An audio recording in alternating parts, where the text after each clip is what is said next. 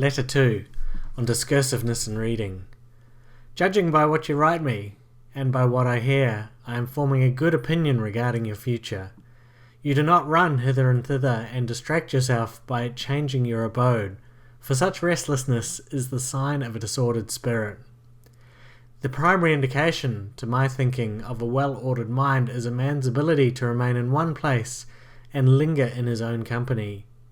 Be careful, however, lest this reading of many authors and books of every sort may tend to make you discursive and unsteady.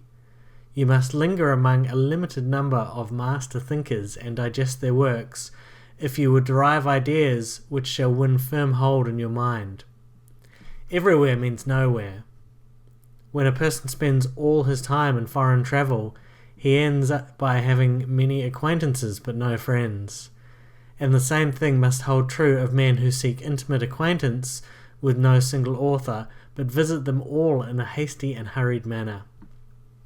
Food does no good, and is not assimilated into the body if it leaves the stomach as soon as it is eaten.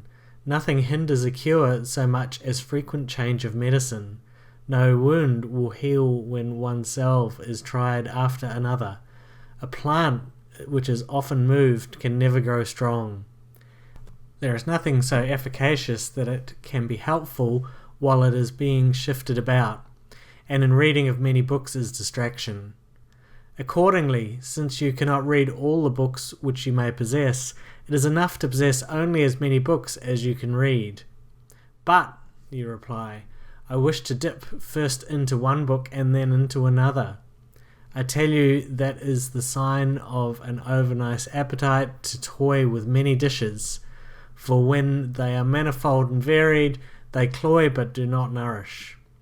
So you should always read standard authors, and when you crave a change, fall back upon those whom you have read before.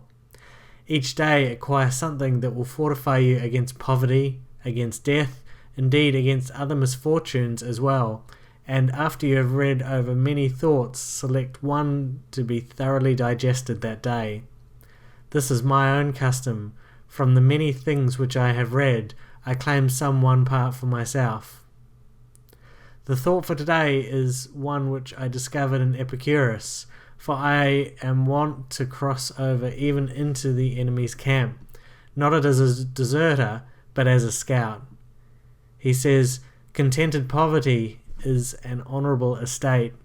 Indeed, if it be contented, it is not poverty at all. It is not the man who has too little, but the man who craves more that is poor. What does it matter how much a man has laid up in his safe or in his warehouse, how large are his flocks and how fat his dividends, if he covets his neighbour's property and reckons not his past gains, but his hopes of gains to come? Do you ask what is the proper limit to wealth? It is first to have what is necessary, and second to have what is enough. Farewell.